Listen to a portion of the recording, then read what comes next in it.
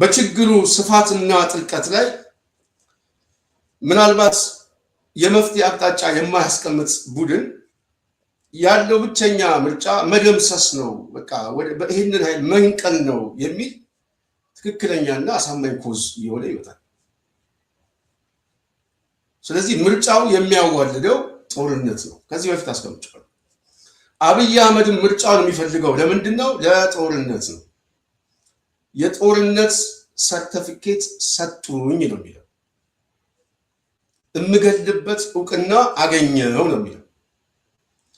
በዚህ የምገልበት እውቅና መንግስት ስመሰርት ጋሻው መርሻን ከፈረሰው አብል ባልደራስን ከሲዳማ አሰባስቤ ምክር ቤት ገብቼ እውቅና አግኝቼ መንግስት ሆንኩ ነው።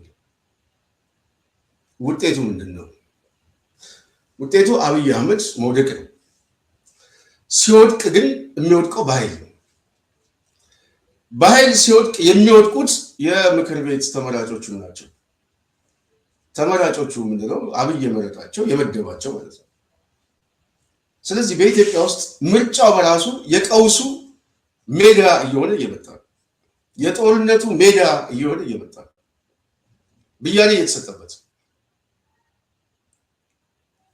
በምንም አይነት መመዘኛ አንድ ሰው ፖለቲካዊ ፍርድ ለሚፈርድ ቅድም ባሳየዋችሁ የሐኪሞች ጥያቄ ምናምን እሱን እንደው እንተውና ያለው ፖለቲካዊ ማህበራዊ ቀውሱ እዚህ ከአዲስ አበባ ወጣ ብለህ 50 እና 60 ኪሎ ሜትር ላይ ሰዎች እየታገቱ ሰላም በሌለበት ቀጠና ላይ ስለ የትኛው ምርጫ ነው ህዝቡ የሚያስበው? የትኛው ህዝብ ነው በሰላም መውጣትና መግባት ተስኖት ስለ አብይ የምርጫ ድግስ የሚያስበው? ግልጽ ነው። በብዙ አካባቢ ላይ ምርጫ የሚያደርግበት ሁኔታ ስላልተፈጠረ ኦሮሚያ ላይ እንደምናየው መንገድ ተዘግቶ ብዙ ቦታ ላይ ምርጫ አልተደረገም። አማራ ክልል የሚታወቅ ነው። እዚህ ደቡብ አካባቢ በከፊልና አዲስ አበባ ዙሪያ ላይ የደረገ ምርጫ አብይ አህመድ እንደማሳያ የሚጠቀመው የራሱን የብልጽግና ካድሬዎች በሂደቱ ላይ እንዲሳተፉ ያደረጋቸው ሰዎች ነው። እነዚህ ሰዎች በሚሰጡት ፖለቲካዊ ብያኔ ይህ ሰው መንግስት መስርቼ መጣው ቢል የኢትዮጵያ መንግስት የሚሆንበት በአስተሳሰብ በምርጫ ብያኔም ስናየው የለም። ትግራይ በከፊል ብናየው የተዘጋ ነው ሙሉ ለሙሉ። አማራ ክልል እንደምናየው ነው። ስለዚህ ነገ ጠዋት ህግ አውጥቶ ምናልባት የጽናት ሚዲያ ቤተሰብ ህግ አውጥቶ ፖሊሲ ቀርጾ ለማስፈጸም እንኳን የሚችልበት ፖለቲካዊ ምዕራፍ የተዘጋ ነው ማለት ነው። ይሄ ባለበት ሁኔታ የአብይ ምርጫ ከንጦጦ አያርፍም፣ እዚሁ የሚንጠለጠል ነው ብንል ትክክለኛ ብያኔ ነው። ትክክለኛ ይሄ ነው እየሆነ ያለው። አሁን ምርጫ አድርጌያለሁ፣ 438 መቀመጫ አግኝቻለሁ፣ የሚገቡትም ሰዎች መድብ ያለው ያለው ብልጽግና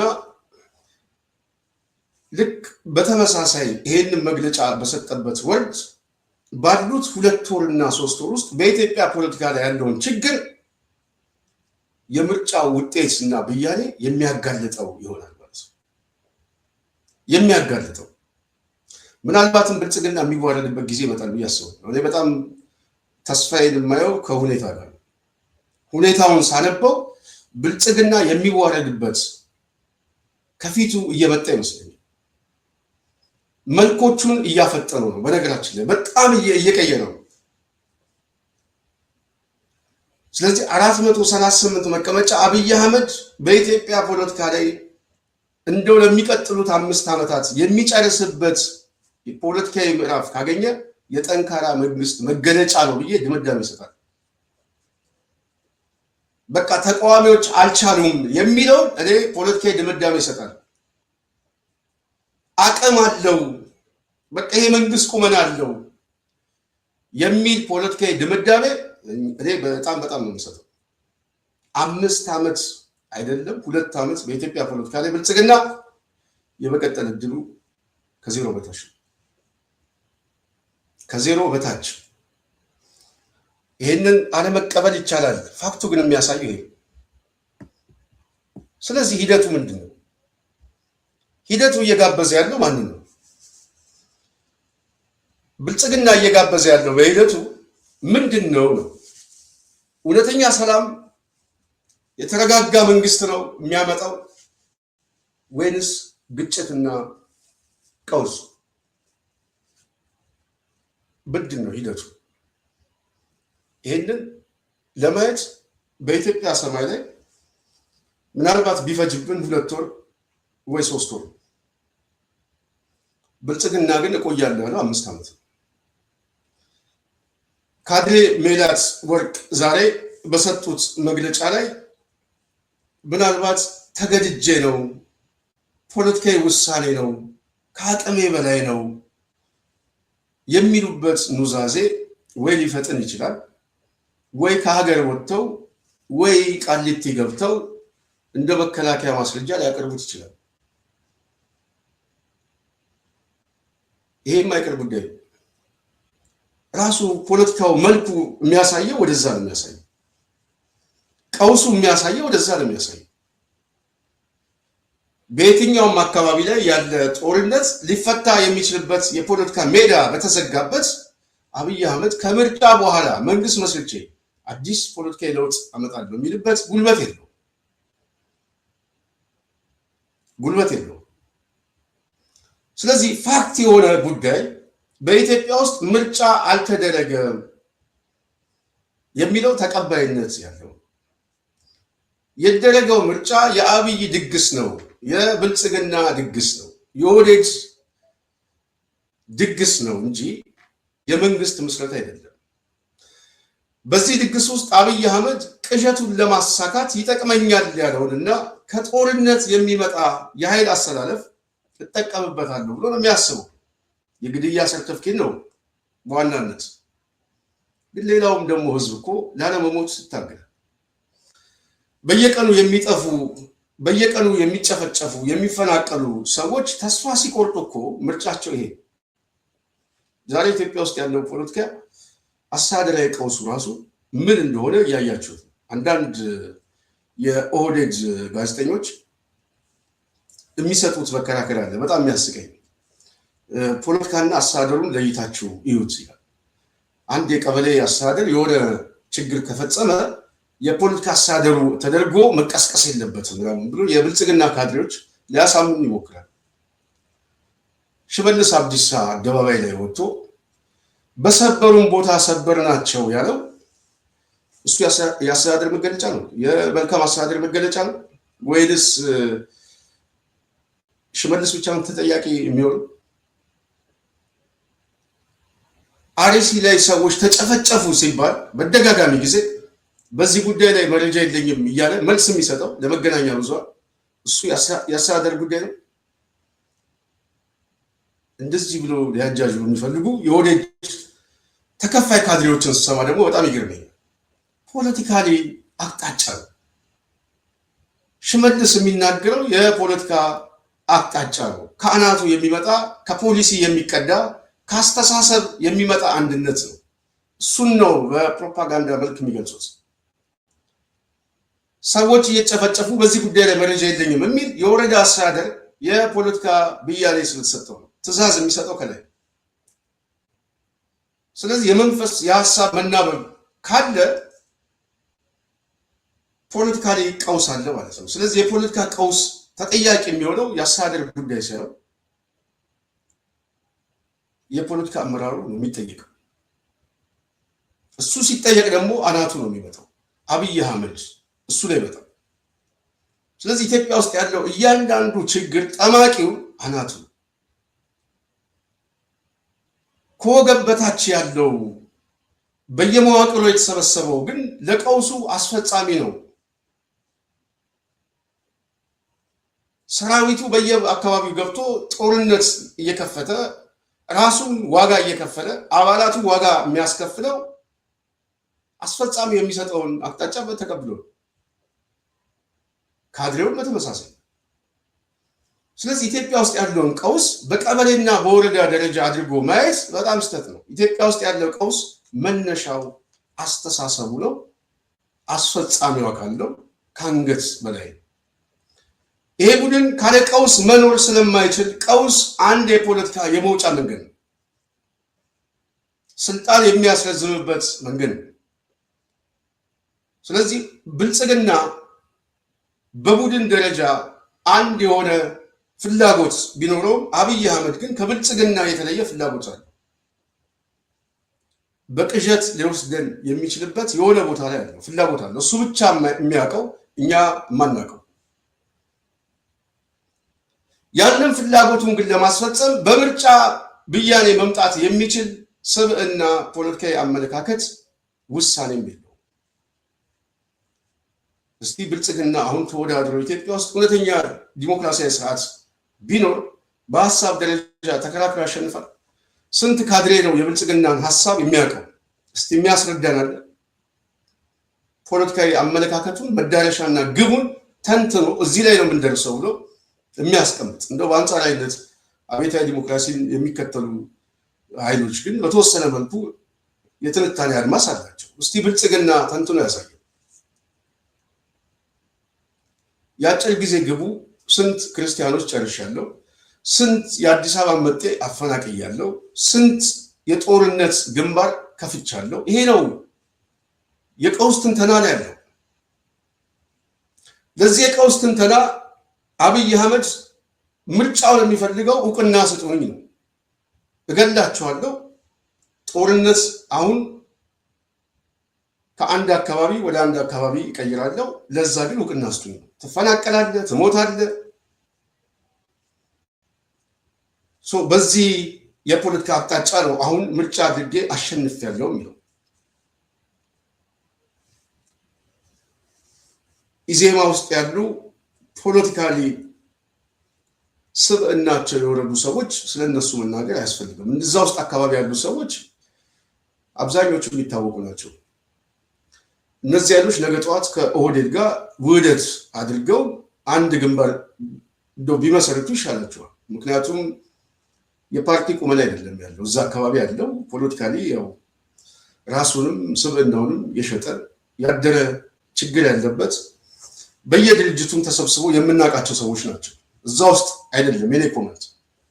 የኔ ጥያቄ በጣም የገረመኝ በዚህ ግደሉኝ እውቅና ላይ ቢያንስ ስሙን ይዞ የተቀመጠ ባልደራስ የሚል ስም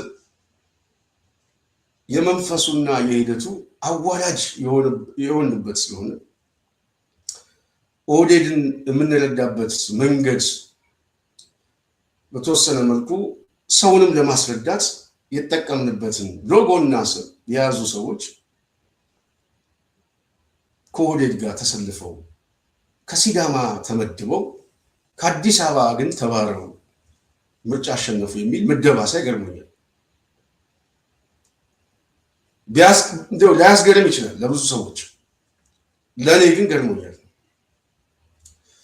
የሚገርመኝ አንዱ በጣም የሚገርመኝ እኔ አሁን ወደ ስደት ከመጣሁ በኋላ በጣም የሚገርማቸው አንዳንድ ነገር ፈልጌ ደብዳቤ ምንም እንደዚህ አይነት በተለይ ከዚህ ከሂደቱ ጋር ያሳለፍኩበት ሁኔታ መስጠት እንኳን አልፈለገም። አይገርማችሁ? መላክ አልፈለገም። መላክ ያልፈለገው ኦህዴድ ምርጫ ላይ ተሳትፎ ግን ወንበር አሸነፈ። በዚህ ደረጃ ነው እንግዲህ መጨረሻ የተለፋበት ዋጋ የተከፈለበት ድርጅት አክስሮን በዜሮ አባስቶን ኦህዴድ ወስዶት መጨረሻ ላይ ጫማ ውስጥ ሲከተው ያቆስላል። በሂደቱ ላሳለፍን ሰዎች ያቆስላል። በተለይ ደግሞ የተራዘመ ዋጋ ለከፈልን ሰዎች በጣም ለአዲስ አበባን በተመሳሳይ አዲስ አበባ ላይ ያለው የፖለቲካ ችግር ዛሬ ሊፈታ የሚችልበት ሁኔታ ቢያንስ አንድ የሚያሰባስበው ተቋም ማጣቱ ትልቅ የፖለቲካ አቅም ይዞ ፖለቲካዊ ኮዞችን ይዞ ሐሳቦችን ይዞ እነዚህ ሐሳቦችን ግን ሊያታግለው የሚችል ድርጅት በጠፋበት ሰዓት አዲስ አበባ ላይ የልዩ ጥቅም ድርጅት እና የፓርቲ አስተሳሰብ አሸንፎ ሲዳማ ላይ ግን ባልደራስ አሸነፈ የሚል ዜና ከስድብ ያልተናነሰ አይደለም። ስድብ እዛ ሄዶ የሲዳማ ህዝብ ባልደራስ መርጦታል እና እሱ ትክክለኛ ምርጫ አድርጎ እኮ ቢሆን የሲዳማ ህዝብ እናመሰግናለን ብለዋል። የሲዳማ ላይ ያለ ብልጽግና ከኦህዴድ ብልጽግና ጋር ተነጋግሮ የመደቡ ኃይሎች ስላሉ ፖለቲካዊ ምድብ ስለሆነ የህዝብ ምድብ አይደለም። የተፈለገውን ፖለቲካዊ ሜሴጅ ነው፣ ስድብ ነው። እና በዛ ደረጃ ራሳቸውን ተገማች ማድረጋቸው በጣም አስገርሞኛል። ከዚሁ ጋር በተያያዘ ታዲያ የጽናት ቤተሰብ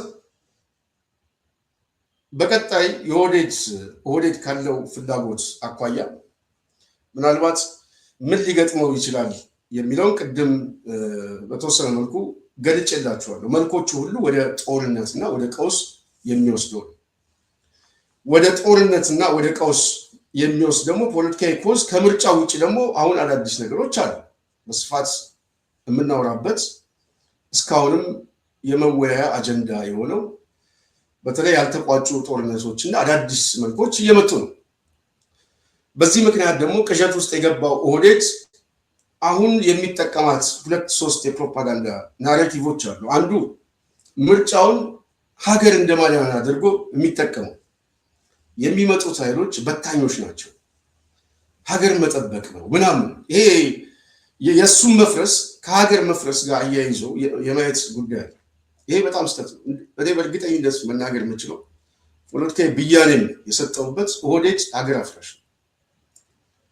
ኦህዴድ ሀገር አፍራሽ ነው። ኦህዴድ በእርግጠኝነት መናገር የምንችለው ሻዕቢያ ነው የምናገረው። እኔ እንደው ሻዕቢያ የሰው ሀገር ሌላ ሉዓላዊ ሀገር ያላቸው ሰዎች ሀገር ያፈርሳሉ ብዬ አልደመድም። ከአብይ አህመድ ውጪ ከኦህዴድ ውጪ ይህንን ስነግርህ አስረግጬ ነው የምነግርህ። የሀገሪቱን ብተናኮ ማዋለድ የሚፈልግ ድርጅት አሁን ስልጣን ላይ ያሉ ሰዎች ናቸው። እነዚህ ኃይሎች በዋናነት ቀውሱንም የሚፈልጉት ልብ በሉ፣ ቀውሱ እየተራዘመ ሲመጣ ህዝባዊ መልክ ለማድረግና ከጥቅማቸው ላይ ለማንሳት የተሰባሰበው ኃይል እንደ ህዝብ ጠላት አድርገው የመጨረሻ ውጤቱን ግን ህዝባዊ መልክ ያለው ግጭት ለማድረግ ነው ዋነኛ ፍላጎት። ከዚህ በላይ እኮ ሀገር ማፍረስ የለም። ይሄ ቡድን ከራሱ ጥቅምና ከራሱ መዳረሻ ህልም ውጪ የነገ ጠዋት ትውልዱን ህልም ለመቀማት የተሰባሰበ ቡድን፣ ሀገር የሚባል እሳቤ የሌለው ከዘረፋና ጥቂት ራሱን በተወሰነ መደብ ላይ አበልጽጎ ከማስቀመጥ ውጪ ነገ ጠዋት ሊመጣ የሚችለው ፖለቲካዊ ትንተናቸው በጣም የሚገርም፣ ውሳኔያቸውና ድምዳሜው ግን አደገኛ የሆነ ብያኔ የሰጠ ድርጅት ነው ኦህዴድ። ስለዚህ ይሄ የሚመጣው ከምርጫ ውጭ ያለው ሁኔታ እንኳን ተስፋ የሚያስቆርጠውና ምናልባትም በዚህ ምርጫ ተወዳድረናል የሚሉ ኃይሎች ነገ ጠዋት ጠመንጃ ይዘው ሸለቆ ላይ ልናያቸው እንችላለን። እሱ ብቻ ሳይሆን እየመጣ ያለው ግን አደጋ የጦርነት አደጋ መች ነው የሚፈነዳው? ከዛ በኋላስ የትኛው ግንባር ወደ አዲስ አበባ ቀድሞ ይመጣል?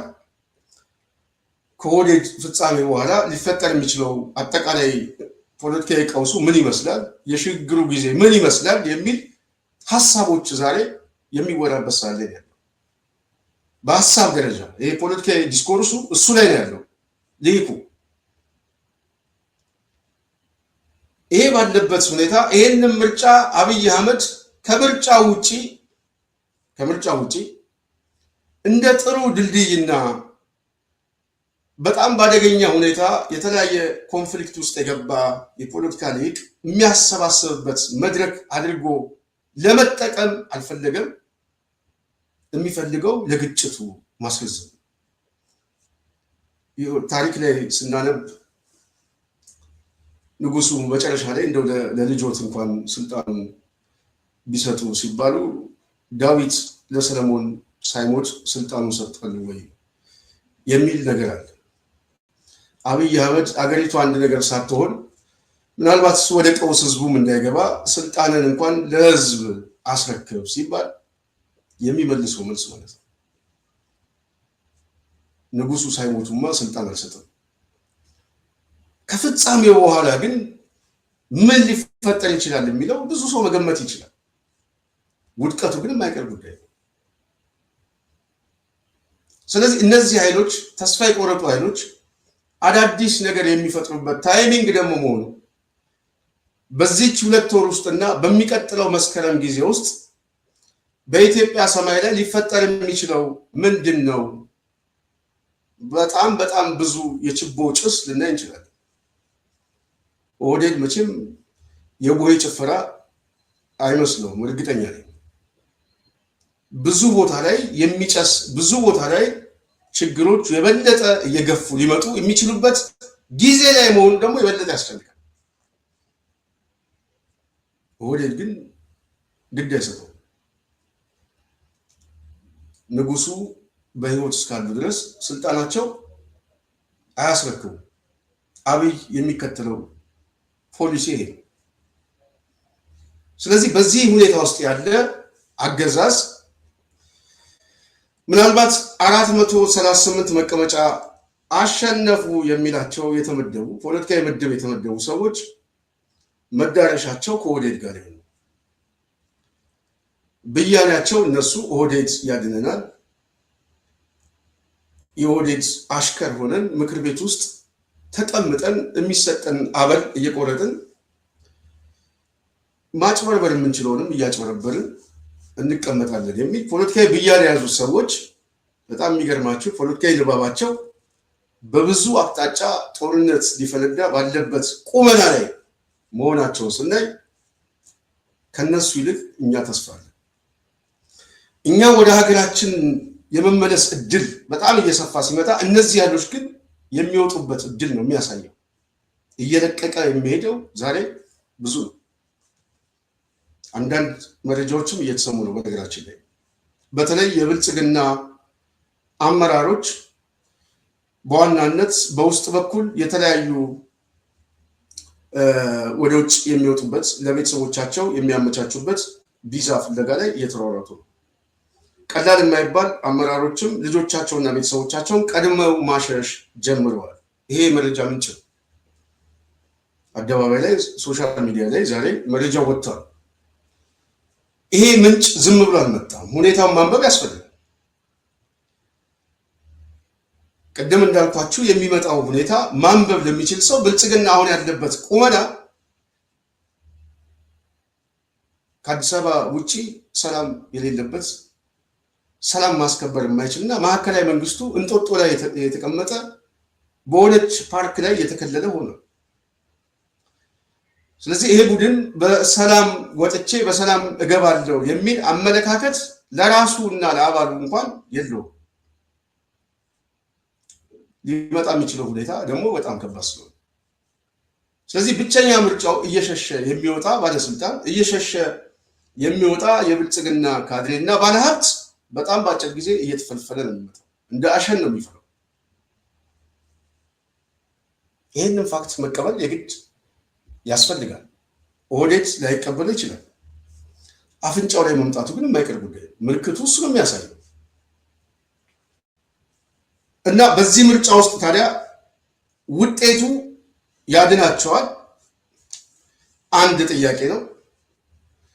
ሁለተኛ አብይ መንግስት መስርቶ 5 ዓመቱን የሚያስቀጥል የመንግስት ቁመና አለው?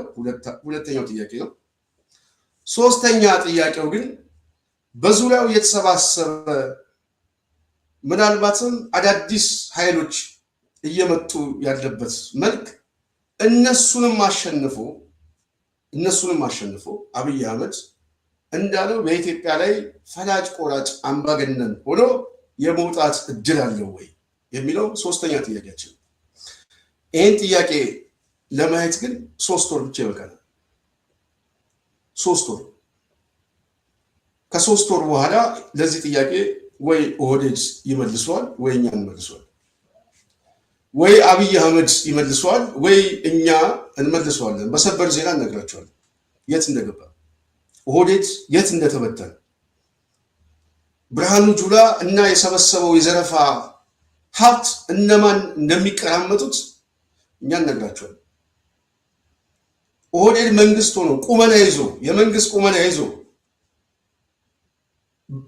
ከምርጫ የሚመጣ ከአፈና የሚመጣ መዋቅሩን አዋልዶ ህዝቡን ጸጥ አድርጌ መሳሪያ የያዘውንም አሸንፌ ስልጣኔን አጸናለሁ ብሎ እንዳሰበው ሁሉ በሌላ በኩል ያሉ ኃይሎች ኦህዴድን እንደመስሰዋለን ሲሉ ሊያስቀምጡለት የሚችል ስኬጅ አለ። የመጀመሪያ ማሳያ የኦህዴድ ቅዠት ህልም በየትኛው ጊዜና ሰዓት ላይ ነው ቅዠቱን ወደ ባዶነት የምንቀይረው የሚል ጊዜዎች አሉ። ከእቅድ ደረጃ የአጭር ጊዜ የረጅም ጊዜ እቅድ፣ በእኔ ግምገማ የአጭር ጊዜ እቅዳቸው ግን በጣም ቅርብ ይመስለኛል። ማሳያዎቹ ማለት ነው። እኔ በጆሮ ላይ ብዙ የሚጮው የጭንቀት ድምፆች እንዳሉ ይገባኛል፣ አውቃለሁ። ስለዚህ ኦህዴድ ወደ ፍጻሜ እየወሰደው እንደሆነ ራሱ ፖለቲካዊ ቀውሱ የተሰባሰበው ኃይልም ሀገር ውስጥም ሆኖ እያለቀሰ ያለ የማህበረሰብ ክፍል በተወሰነ መልኩ ብልጫ የሚያሳይበት ብቻ ሳይሆን ፍጻሜውን የሚያሳይበት ምልክቶች በጣም በአጭር ጊዜ ውስጥ ይታያሉ። ይሄንን ሊያሳዩ እንደሚችሉ እገምታለሁ። ከዛ በኋላ ብያኔ እንሰጥበታል። ኦህዴድ አቅም አለው የለውም የሚለው አድማጭ ተመልካቾቻችን እናንተ የዛን ሰዓት እኛ የነገርናችሁ መረጃ ውሸት ነው ወይ የሚለውን እንጠይቃቸዋለን። ልክ እንደዚህ ሀሳባችሁን በኮመንት እንደምታስቀምጡት ጥያቄዎቻችሁን የዛን ሰዓት እንሰበስበዋል። የእኛ ሴናሪዮ ትክክል ነው ወይስ ኦህዴድ ነው ትክክል? የኦህዴድ መንግስት ካድሬዎቹ እንደሚሉት ሪፈረንደም ነው፣ ሰላም የሚያመጣ ነው፣ በዘላቂነት ይህንን መንግስት የሚለውን የጎበዝ አለቃ የሚያስቀጥል ነው፣ የብልጽግና ባለሀብትና ተደማሪና ካድሬ ተረጋግቶ የሚቀመጥበት ነው። እሱም በሂደት እናስረዳቸዋለን። ግን ሂደቱ ራሱ ብያኔ የሚሰጥበት ሁኔታ ብዙ ስላሉ ማለት ነው። እዚህ ላይ ያለነው አሁን ያለነው እዚህ ላይ ነው። አንዳንድ ሰዎች ስኬጁል አስቀምጠዋል። ለአብነት 3 ወር 6 ወር ምናምን እያሉ እኔ በተወሰነ መልኩ እስማማበታል። የምስማማበት ማሳያዎች ወደዛ ስለሚወስዱ ኦህዴድ ካለበት ቁመናና ቀውስ ውስጣዊና ውጫዊ ኃይሎች ዛሬ አብይ አህመድ በውስጥ በኩል እየተመታው ነው እያለ እኮ ሪፖርት እያቀረበ ነው፣ እያለቀሰ ሰራዊቱን አላምነውም እያለ መተማመን አጥቻለሁ፣ ይሄ ጦርነት እንደው በድሮን ነው የምጨርሰው አታስቡ እያለ ለካድሬዎቹ እኮ ማስተዛዘኛ እየሰጣቸው። የአብይ አህመድ ድሮን የትኛውን ካድሬ እንደሚያድነው ግን እናያለን። የእግረኛው ነው የአየሩ ነው የሚበልጠው የሚለው እናያለን። እሱ ማየታችን ማይቀር ጉዳይ። ስለዚህ እነዚህ አይነት መልኮች ባሉበት ሰዓት ላይ ምን ሊፈጠር እንደሚችል መገመት ቀላል። እነዚህ ኃይሎች ታዲያ በ3 ወርና በ6 ወር እያሉ ጊዜ የሚያስቀምጡ ኃይሎች ማሳያው ከቁመናው የሚመጣ የቁመና ግምገማ አንድ ፖለቲሻን የሆነ ሰው ሊሰራ ይችላል። ኦህዴድ በዚህ ቁመና ነው የሚገኘው። የተቃውሞ ኃይል፣ መሳሪያ የጨበጠው ኃይል፣ የህዝቡ ሁኔታ ይህንን ይመስላል ሲባል ከማሳያው ነው፣ ከድርጊቱ ነው፣ ከሁኔታው ነው የሚመጣው። ይሄ ሁኔታ ሲገመገም ታዲያ ኦህዴድ ተዳክሟል ሲባል መዳከሙ እኮ የሚያሳየው ምርጫ ማድረግ አለመቻሉ የመዳከሙ ምልክት ነው።